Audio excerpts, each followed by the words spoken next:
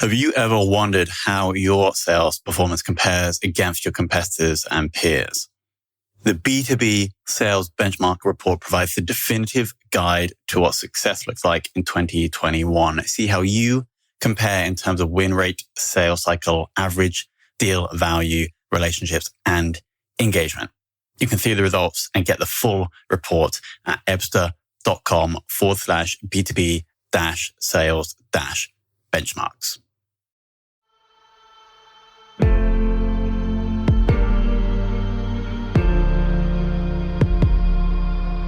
This is Sales Ops Demystified, the #1 most downloaded podcast in sales operations. We invite the brightest minds in sales operations onto the show to deconstruct the why, what, and how behind rep productivity, forecasting, metrics, and all things revenue. This podcast is brought to you by Ebster, the leading customer engagement platform for Salesforce.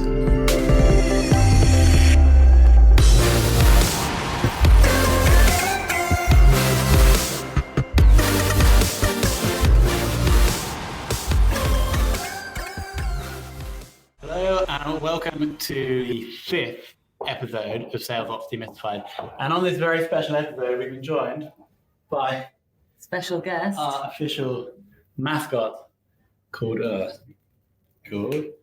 Bear. Say hello to everybody. There we are. Cutest member of the team. I'm not sure. Well, we're also joined by Josh in the background. Hello, Josh. And most importantly, Kirsty. And Thank you. If you've ever watched an episode before, you've probably heard about Kirsty, especially last week with Alex. Kirsty last night, or every month, or every 2 weeks. Every month. Hold the Sales Ops. What's the name of the actual name of the meetup? London Sales Operations Meetup. A London Sales Operations Meetup. How many members have you got now? 180 now. 180, and there was about 50 people there last night. Mm-hmm. And it was a big one last night, wasn't it, guys? Yeah, it was really good. Standing room only by the end. Really? Yeah. What did you learn, Henry? I learned about RAG, so red, amber, green for tracking opportunities. It kind of gives, I think it gives a certain sentiment about opportunities and forecasting. I think it's a really effective way, as well as using opportunity stages, using those very simple red, amber, green lights on opportunities. Nice. So yeah, I think we're probably going to implement that into great. Super interesting. And there was also Jay, who used to work at IBM, now works at Doctify. That was seriously interesting, hearing him talk about the differences between working at a massive company like IBM and working at a very small startup like Doctify. The differences between the two was really tremendous. Sweet. So I guess we'll do a little call to action before we even start. If I Google London Sales Operations Meetup, will I go to the Meetup page? Yes. Okay, cool. So if anybody's interested in London, I know you record the talks as well, right? Yeah, just the audio we do. Okay, so if someone could, if they're in like New York, could still attend, say they're a member to the Meetup and get the audio afterwards? Yep, I always send it out to all the members after. Sweet. So if anybody is interested, highly recommended from pretty much everyone we've had on the show. Some admin before we start. Any questions? Josh is on the chat. You may notice there might be a slightly crisper picture and audio because we've invested in some new equipment. Slides are down in the corner. Again, the slides are there's no real content on the slides, just some kind of bullet points that we're going to be chatting through. We have now actually a standard 8 to 10 questions that we're going to be asking every guest. So you should see some continuity with episodes. So this, I think, we believe, based on feedback, is going to give a more like engaging talk because we'll have the same questions every time, which we believe are the questions that people actually really care about. Any more admin points before we start? Nothing from me. Cool. Okay. So welcome, Kirsty. And so I think what was quite interesting is that we asked Alex last week and we had a great time with Alex. Alex is really, really good. And he'd already recommended you because you actually co-run the meetup. Yes. But then one of the questions we asked right at the end is who is like a sales ops ninja that you recommend that we speak to? And he said, you again. Did he? Yeah. It's very You kind of have him. to speak to Kirsty. So I'm really excited about the talk. I'm probably going to hand over to Henry to kick things off. Well, I think maybe talk about how you... Yeah, I think maybe Kirsty just needs to introduce herself. exactly what your role is, what company you work for, what you kind of do day to day. Yeah. So I'm head of sales operations at a scale-up company called Signal. When I joined about 9 months ago, it was kind of reaching the end of the startup phase. So it's been a bit of a transition. We've doubled our team in 6 months. In terms of sales. Yeah, the company's now at about 130 people. It was 60 when I started. So a lot of growth, and a lot of that, in fact, most of that's come from the commercial team. So hiring sales reps and SDRs and management that needs to come with it. Be really interesting. That's impressive. Yeah. And so how many salespeople? So we now have 37, I believe, globally. So in that time, we've opened an office in New York as well.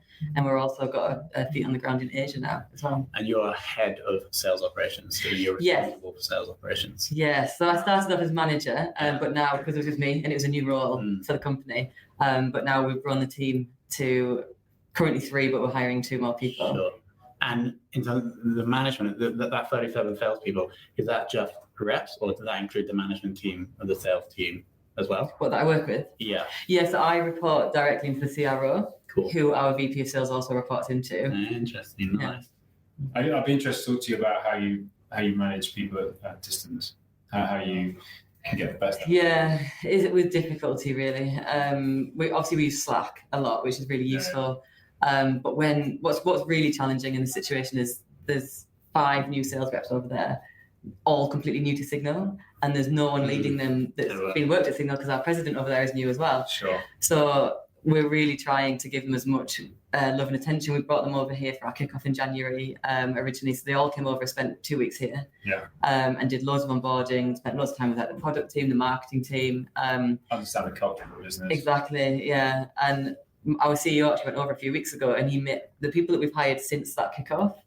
The difference in kind of who they, like the culture of the company, how they fit in, like if they had a problem, knowing who to go to get the answer, was so culpable that from now on, every hire we make in America, we're going to bring them up to London for 2 weeks, just for them to make those connections and get absorbed in the culture as well. I think it's the best thing to do. I know that obviously Salesforce do that with all their new recruits. Oh, really? Yeah. Yeah, they send them. I'm pretty sure they all go to San Francisco for at least a week's onboarding. Nice. I think Conga do it as well. It kind of makes sense. Gets people all on the same wavelength. Yeah. And it's an investment in your staff as well. Yeah. It shows them an investment. Gets them onboarded a lot quicker. Yeah, absolutely. So how did you get into sales operations? So, well, I've learned over my meetup actually that there doesn't seem to be the kind of traditional route, I guess, is starting as like a Salesforce administrator and being promoted up. But I came from a very, very different background. So I did applied science at university and ended up as a chemist in GlaxoSmithKline. So I was analysing finished goods and kind of signing them off for sale to anything intravenous came through my lab. Finished goods, as in from Finland? No, as in manufactured goods. Okay. As in anything that was injected intravenously came. We had 17 different products we were testing all the time. That is vastly different to what you do now. Well, no, yeah. I actually also studied chemistry. Did you? And you have to be very analytical. Exactly. Which I think is what we're going to get into. Exactly. So I actually almost feel like all roads have kind of led to this actually, and I definitely now have found my career. But so I started at GlaxoSmithKline, and then I was offered a place on a graduate scheme in London. So I deferred for a year. In science or in? No, in research. So I deferred it for a year and then came down to London to start on the graduate scheme. Which was working in quantitative research. So actually a lot of parallels again. And I was basically, we have a big database and I was working with various brands and it was all shopper data. So we were looking at that huge database and pulling stories and working out why certain brands were growing, why other brands weren't, what kind of strategy could they use to further grow their brand. So again, very similar, it's kind of just analytical research, science. And so I stayed in research for a while, and then I'd always been really interested in, well, I originally thought sales would be the worst job in the world, and I said many times I would never work in sales. And then actually working in a more commercial environment, was quite interested in it, so I moved into the sales team as a consultant for the software that we were selling, and was very involved in pitching, kind of redesigned the proposal deck. I was very involved with all of the bigger value deals. It was basically like a pre-sales role. So I got a lot of exposure to the sales side there, and then my friend basically got a job at Signal and mentioned about the sales ops role that was going. So this was my first sales ops role. And so that was 9 months ago. Yeah, May the 1st. I started here. Do you think it's been a steep learning curve? Or do you think you already had the skills necessary, so it was kind of straightforward? I think, a bit of both, really, because learning... I've always worked for massive companies until I started working here, so making the shift to a startup was incredibly different, you can imagine. But it's also like vastly more exciting in my opinion, because we're not chasing a kind of 2-3% growth, we're chasing 100% growth all the time. So and also with it being a new role, being able to make one change, you can immediately see the impact. Yeah. I suppose last night Jay was talking about working in IBM, how it was extremely structured, everything was extremely structured, and worked to a certain framework, and I suppose you were the one defining the framework at Signal. Yes. Yeah, exactly. Really fun. And I think because it's a smaller team as well, I know that previous companies where I've worked and have had a sales operations role, it's been a hugely like reporting, basically running numbers, being a kind of admin role, really. But here, because it's so new and it's all exciting, and it's not just new to me, it's new to my manager at the time. So we kind of grew and we just identified what needed doing, and that was the priority, really. Super interesting. And so the next question on the list is about what you think makes an awesome sales person. I think we've kind of touched on that already. If you'd like to elaborate. Yes, I think from my experience anyway, obviously like attention to detail, that you need that to be a sales operations person. But I think specifically talking from a startup perspective, you just need to be willing to get stuck in with everything, because I was laughing the other day. On the one hand, I was like helping define the strategy for our American office, and then the next minute I was like pulling 2 reps apart that were squabbling about who should get which lead. So it's just such a variety of like levels of projects, and sometimes it's really in the weeds, and sometimes it's really high level, which is what keeps it really interesting. Who got the lead in the end? Well, the right person. We use data to decide that. Exactly. And in your very strict processes. Yes, exactly. Foolproof every time, of course. There's no like fringe cases. No grey areas. So willingness to get stuck in, I think, and also organisational, because I think sales ops can very easily become a dumping ground. I think what makes a good sales ops person in my mind is someone who gets stuff done, which sometimes means that you just become that go-to person.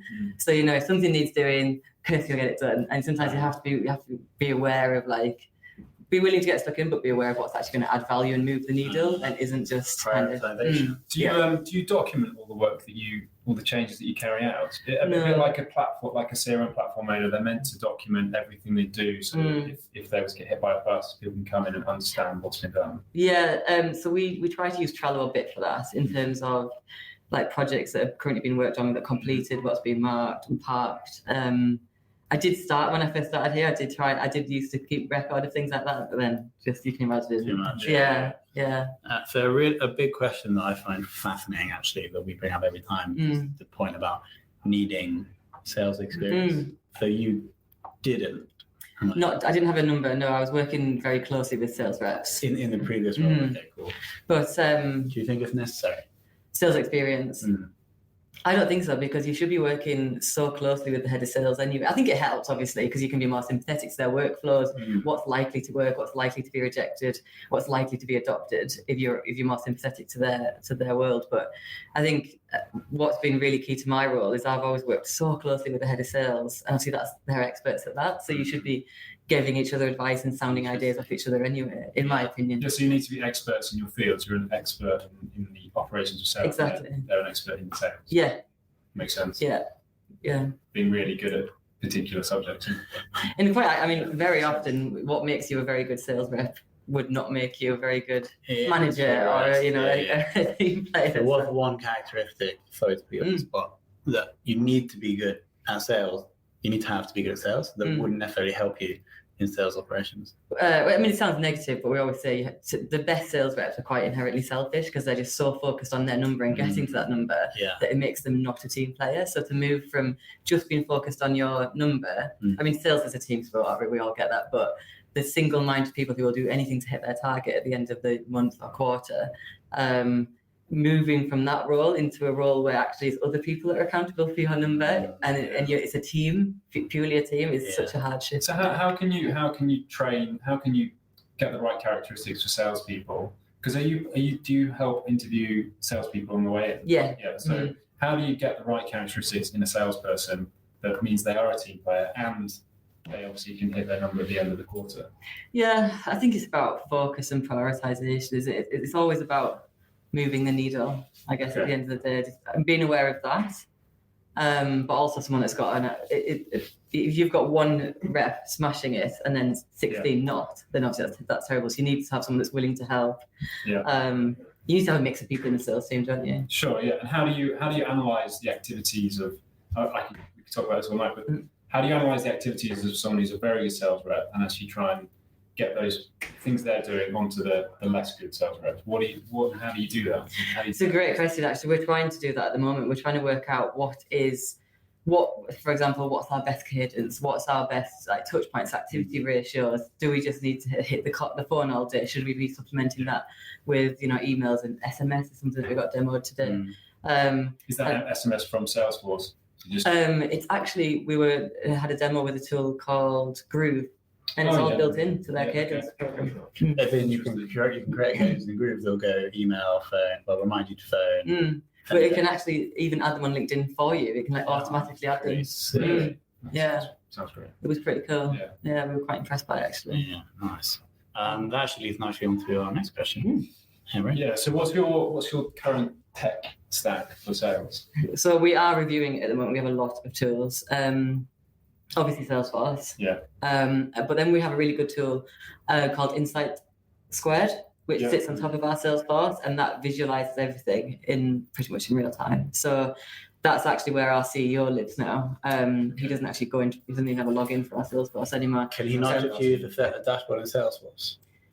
Yes, but I think that he prefers Insight Squared because you can you've got your chart on Insight Squared, which is, you've got a dashboard, it's got all the correct filters on, because I'm sure like any Salesforce, if you forget to put a certain type of filter on or filter it not to CS and just to sales, you can end up with 16 different numbers for the same metric. So everything in Insight Squared, we know if you go in from the dashboard, it's got all the correct filters on. So you can click into the chart and then you can add lots of filters, you can change the time zones, you can, click into certain deals, you can get right into all of that detail right in Insight Squared. So it's a really good tool for kind of just digging through the data and visualizing it all really clearly. Nice. Big up to Insight Squared. Yeah. Drop them in there. So we use Insight Squared for the visualization, which is a great management tool. We also use Sales Loft, so from our prospecting. And then we use Gone, which is a call recording software powered by AI, which is great, but we're not getting full value from it at the moment. So that you can analyze voice. Yeah, so it integrates with your calendar. So every call it's in your calendar, it's got a screen share link into it. It'll just automatically join, and it records the screen and the audio. And at the end of every call, you get an email, and it analyzes you against that, because they've got thousands and thousands of data points, well, millions of data points, and it tells you where you are against best practice. So, like, did you ask enough questions? Did the conversation flip? If you spent too long talking on this particular topic, for example. Because I used to work in that kind of space. The problem with voice recording and transcription and analysis is that sometimes you have to have a machine do all the listening for you and give you some results that you can do, because otherwise there's just too much information. You can't listen back to calls to see how good they were. Yeah, exactly. It's a waste of time. Yeah. You need a machine to do it for you. And it gives them recommendations as well. So we had bad words programmed in. So things like sort of, like, all of those kind of bad filler words. And we have a rep who has done some kind of sales enablement before, and she's always said to all the reps that she's trained, you can never ever sit on the fence. If someone asks you how much something costs, you have to have conviction in what you're saying, because otherwise, the prospect's never going to trust you. Looking at feet. And she got her first Gone call recording emailed out to her, and in a 20-minute call, she'd said sort of 17 times, and she was horrified. And then the next call that she did, she said it twice, because she was more aware. And that's all automated coaching, so that's not her manager having to sit and listen to the call and give her feedback on it. It's all done automatically. Does that tie into Salesforce as well? So can you see that against the lead or the opportunity, whatever stage it's at? The actual so it links to Salesforce in that. What's really nice is if you're ever searching for calls. So I want to listen to for example, when a new rep starts and I want to give them call recordings, every recording is timestamped with everything from Salesforce. Okay. So I could look for a call that was at a trial kickoff stage, for example, has now gone on to closed won and has a value of over, I don't know, like £20,000 associated with it. And it was by a certain rep or in a certain industry. You can apply any filter that you've got in Salesforce, you can apply, That's cool. which is really useful. Yeah, really useful. Any other technology? Other technologies. So we're looking to bring in a dialer because Gong can only integrate with soft phones, not hard phones. Sure. Yeah. What's the difference between a soft and hard phone? Well, hard phone's a physical phone. So it's like a desk soft phone's phone. could be a web phone or a computer program. LinkedIn Sales Navigator, obviously. Yeah. And we use like Join.me for our screen share. We use DocuSign. We've now baked that right into our process. So from Salesforce, you just click to generate the order form. It's all done automatically, and then you can send it through DocuSign. Yeah, you've got that way. You so click a button and it'll ping out the order form. On the opportunity. So if you're in the opportunity, just hit the button. And as long as all the addresses and everything are correct, it flags anything that's not correct. And then it comes to me, I approve it, finance approves it, and then the rep can just send it out. Yeah, it's super effective. Conver also do products similar to that. Really it works. It just made the whole process like so much more streamlined than it used to be, with Word docs getting edited and You also got full audit control as well, haven't you? Nice. And what's your favourite? Of everything that you use? I'd maybe say Gong, just because of the added value that it can bring. But we're very aware, because one of the things you can do in it, for example, is build a library, and we've just never done it. It was never given it the time it really deserves. So we're going to get this dialer in and then do a full relaunch of it internally to make sure everyone's using it and everyone's getting value from it. And then have it all kind of in the process. Because a brand new sales rep can walk in and actually benefit from that day one. Yeah. So we could say, like, here's a 30-second snippet, which is us doing some great objection handling. Put that in that folder. Here's a great demo. Here's some great negotiation discussions. And the other thing that Gong can do, actually, which is really cool, is because it recognises all the words, we can set up various trackers. So we've got our common objections set up as trackers. And every call that objection is brought up in, it pings an email to the product team.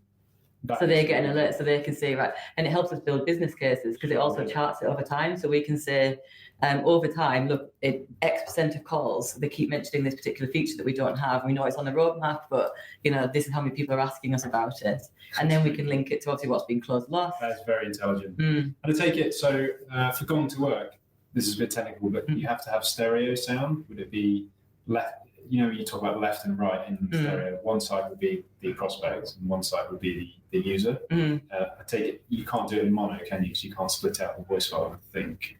So if you've got phone systems that are delivering it in stereo, I think you could use Gong. I think that's ultimately. Right, I'm not sure. But I do know that it manages to pick up who's talking. Obviously, for a shared line, it's very obvious. It just knows who's, because it does it through Join.me. But our dialer it also integrates with, and it knows, because it shows you a little picture like where the conversation flips and who's talking when. Right. I'm not sure about the stereo one or thing. Very cool. So we have another question. Do we have any questions online yet? You continue on.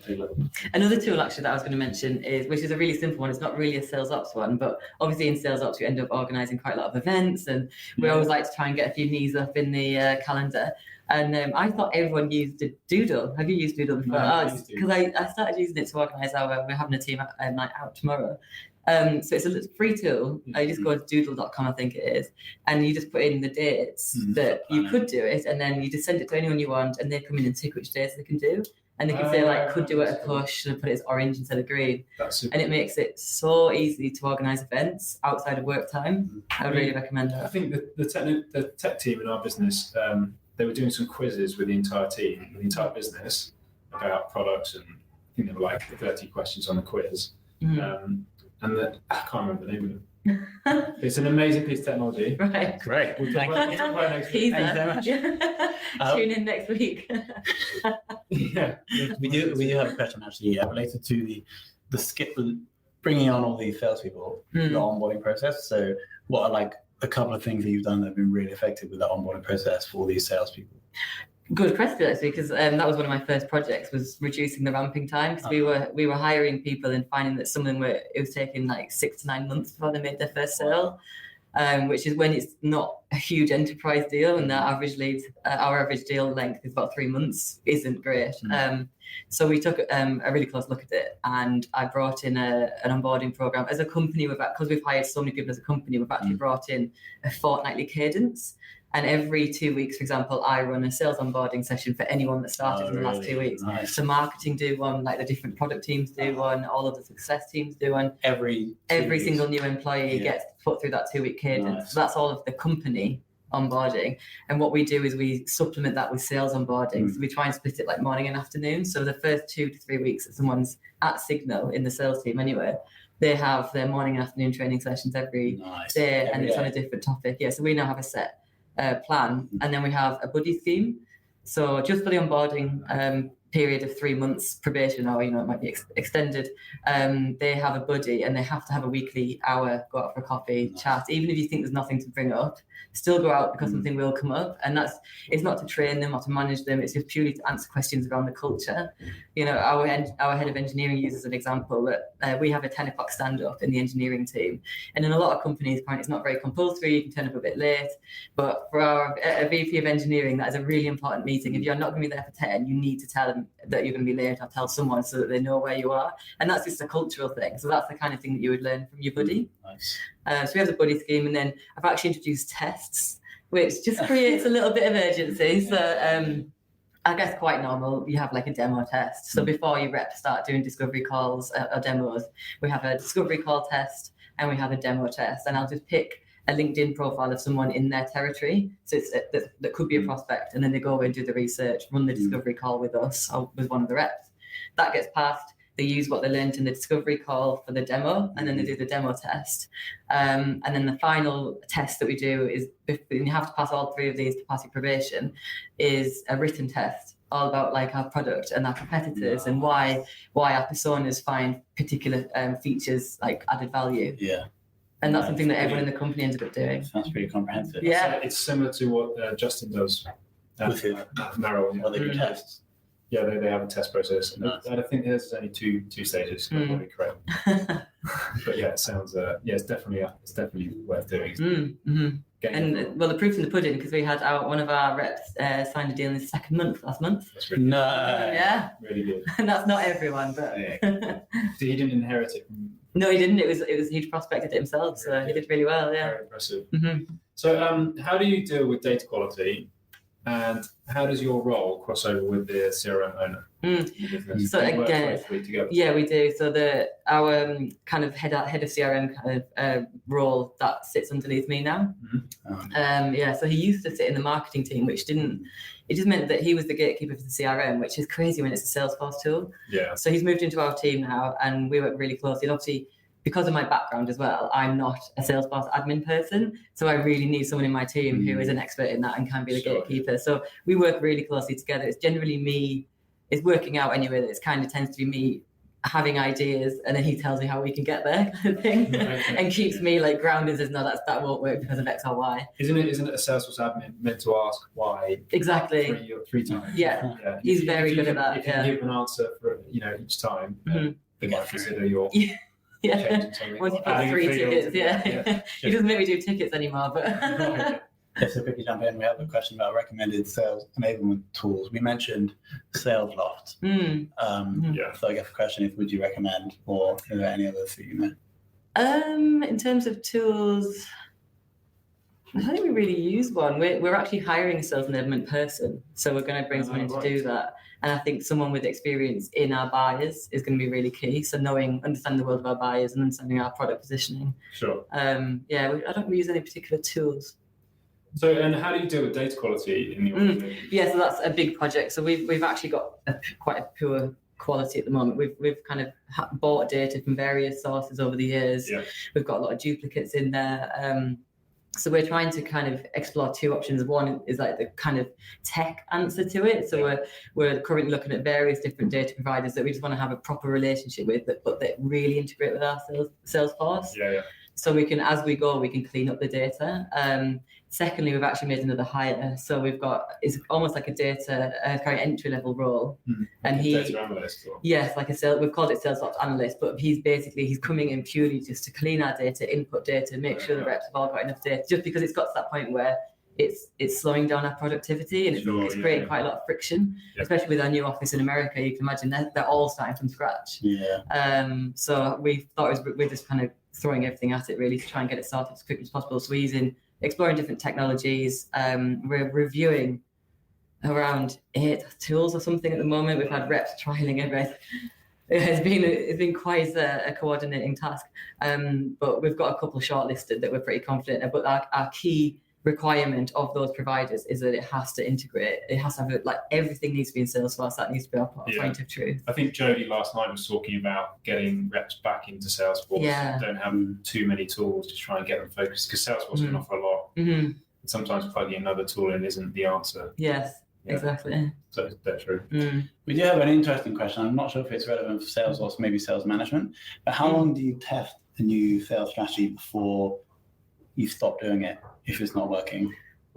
I'm not sure if that's relevant. If not. Well, I have a little bit of an opinion on it, because for my previous manager in my previous job, and he was our VP of sales and marketing, and he always said, managing a sales team is like managing a football team, and there are so many parallels. Like, he would use it all the time as an analogy. Oh, that's so true, that makes sense. And he would always say, just stick to your strategy. Don't knee-jerk, right, give it a quarter and it's not worked and change it. Just use data to see why maybe it's not working. Can you tweak it? And I'm not saying if it's terrible and it's collapsing on its knees, then you should firmly stick with it, don't change it.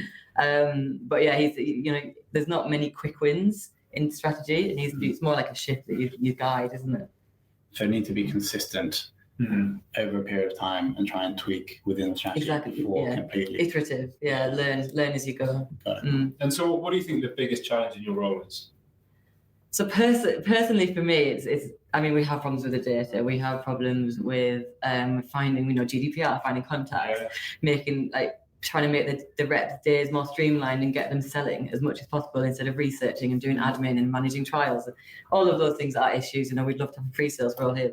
But personally for me, it is just meetings and juggling. I'm in 5 to 6 hours of meetings a day. Really? Yeah. And you've got to work. Yeah, and now I manage people as well. It's pretty much about prioritizing. But I think, what really helps is just always, and this is how we've structured our team, we're all now tied to the revenue number. So everything is just, our job is to make obviously the process more efficient, have the best process in place, but ultimately it's about hitting those quarterly and annual targets and having a strategy for next year. So always keeping focus on, is this moving the needle, is it adding value, and is it removing friction? And do you think tying sales ops to the number for the team, do you think that's the way it should be structured? Do you think you should? Yeah. I do, and I think especially if you've got, if you as an individual contributor, if you get given a checklist of things to do to get to your bonus, you could smash all of those things, but has any of it quite landed? Has it been implemented properly? Have the reps adopted it? That's the most important bit. That's true. Yeah. So I think Jay said the same thing last night. I was glad to hear it. Actually, that's how his team's always been structured as well. And how do you? This is just a question out of my head. How do you test the effectiveness of, when you put in a piece of technology? How do you actually prove its value in the business? Is it super clear once you've installed it and a month later they're seeing value from it? How do you actually track how effective a new piece of technology is? Well, we actually sometimes bring things into Salesforce. So as soon as we got LinkedIn Sales Navigator, that was quite a hard win for me internally to get across the line. So because it's expensive? Yeah, because it's the price. And I really wanted to bring it in for all of the reps, but we just didn't have the budget for that originally. So I brought it in just for the SDRs and then added, obviously, with lead source drop down. So every time someone got a contact from Sales Nav in Salesforce, they indicated it. So that made it really easy for me to go to the FD and say, look at all of these extra contacts we've got, and just show how effective it was. And also you get usage stats from LinkedIn Sales Nav. So it made it quite easy for me. And then 2 months later, we were allowed to bring it in for the whole team. Right. So I always try to, I think data is always, our company is very data driven. Our CEO is very data driven. Obviously our FD is. So as long as you've got data to back up Because you're a data business, effectively, aren't you? Yeah. You're a data business yourself, so you appreciate the value of it.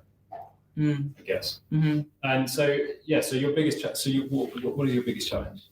End users, no, it's the prioritization. The prioritization of your time. So just being really regimented and organised. That's how you. Yeah. That's how you. Exactly. Just prioritising, keeping on top of what's important, what isn't. I'd say the other key challenge that we have at the moment is hiring the right people and the right. I know that's quite a common one, isn't it? Just, but that the onboarding process as well has helped us to identify. I mean, it sounds quite brutal, but if someone's not quite right for a role, we can identify that so much easier now, and actually either work with them to try and work out where the problem is, or help them find another option. Not get rid of them. Help. And so, do you have a single metric that you judge sales users by? Yeah, I go on forecasting accuracy, because to me that shows deal control and deal management and relationship management. If you can accurately say when a deal's going to come in, then even if it means you're going to fall short of your target, instead of having happy ears and just over forecasting, which a lot of reps can do, and I guess if you haven't got a huge amount of pipeline, then sometimes there is pressure to forecast things a bit earlier than they should, but I think reps that can generally get within 10% of where they forecast at the start of the month, that shows to me that they're probably doing, and it also means that in terms of knowing where to focus their time, so reps that can visualize their funnel and be like, right, I need to focus on top of the funnel this month because in 3 months time I'm not going to have any pipeline. And just having that control of moving the deals through the stages and being able to accurately predict when they come in, to me shows. And also awareness of as Geordie said around the red, amber, green. Not chasing deals that aren't going to come in, like having some awareness of when a deal isn't the right fit for us or the customer, and getting that out of the pipeline early on. I was thinking earlier today about the red, amber, green. I think that actually allows a salesperson to use their gut sometimes on a deal. They can actually because every salesperson has a gut, and they can truly understand if the deal's going to come in, and their gut tells them. That you've always got to leave some of that down to a salesperson, and I think the red, amber, green allows a sales user to be able to put that into a system to be able to say this is at that stage, and not just rely on the opportunity stages. Yeah, it's kind of adding like a qualitative layer on the quantitative stages. Yeah, really interesting. Do you actually, and you do fully use that across all the opportunities? We do now, yeah. So it's, even in Insight Squared, for example, it pulls everything from Salesforce, and it'll say like, here's your green forecast. And then basically amber is your kind of upside for the month. That's so good. So every month you look at forecasting accuracy for every rep. Yes. And you'd speak to them if they were consistently. Yeah, and speak to them, but also that means that if you can, if they give you a number of 100 grand for the month, you know whether it's going to be high. Because some reps do the opposite, and they will not commit anything. And so we had a deal that closed last week, and until the day it closed, it was forecasted for the end of May. Just because they don't want pipeline visibility. Yeah. So obviously by tracking that, why would a rep not want to do that? Under promise, over deliver. Okay. Better than over promising and under delivering. Nice. Which is kind of true, but you can't have the whole team doing that, Yeah, exactly. Just destroys that reason. Where are we on question? We are. Okay, yeah. So if you had to take any sales operations person to lunch, if I had to, in London, yeah, who would it be? I feel like I have to say Alex now, don't I? He said me. No, you don't. So I actually I've been really lucky. So purely by chance, when I was interviewing at Signal, I think it was the day that I was meant to be meeting the CEO for my final interview. He was busy talking to investors or something. He didn't have time. He was going to be a bit late. So they put me in a room and then just asked someone to come and talk to me to keep me busy, basically. They felt bad. And it just happened to be this lady who, she kind of had, it was kind of relevant. She was our head of operations and scaling. And she's worked at 3 different startups now through exiting. And she is effectively our kind of COO now, really. That's the role that she has here. And she was very intelligent. And in the interview process, I said, but when I got told I was successful, I asked if she could be my mentor. Nice. So then first day on the job, I went over and I said, I've heard you can be my mentor, fantastic. And then ever since we've been meeting up fortnightly, and because she comes from this like very operations heavy aspect, and she just approaches things so differently to how I do. So it can generally just whatever I've got coming up that week, or if I'm, putting together a strategy, or I'm even thinking like how big the team needs to be, or anything like that, I maybe not even think is relevant for her. She generally has a quite different perspective on it, and kind of very much encourages me to take a step back and think about things differently and think about it from a bigger picture standpoint. Because I think probably because of my experience in my career, I often get quite in the details. It's a good practice to try and take a step back and not do that. Should we give her a shout out on the website? Yeah, Emily Bremner, she's called. She's amazing. And where do you think you'll be in the business in 9 months? So you've been in the business now 9 months, about 9 months more. Well, I think America's hopefully going to really take off. So I'm going to be spending quite a lot of time over there in the coming months. So yeah, hopefully head of sales up still, and probably with a bigger team, I would imagine. Wow. Yeah. Yeah, I think that will happen. Mm-hmm. Any more questions? That's it. That's it. Cool. But we're good. Okay. Well, Kirsty, thank you. Thank you. I like so much. No so worries. each one of these I get like one like golden thing, and this Okay. was the monthly review and forecast accuracy. Mm. We don't do that, do we? No, I think as Jay was talking last night, we don't do much forecasting because we're not quite at that stage yet. There is a perfect time to do it. So yeah, I think using the RAG is something we can probably start doing, so we can start to forecast Nice. with some accuracy. Yeah. It's really good. Sweet. Let's know how it goes. Yeah. Yeah, we'll talk about it on the webinar. Cool. So we will be back. We had to do this on Wednesday because I'm actually away tomorrow, but we'll be back on Thursday next week, 5 p.m. Thank you very much for watching. Thanks, guys.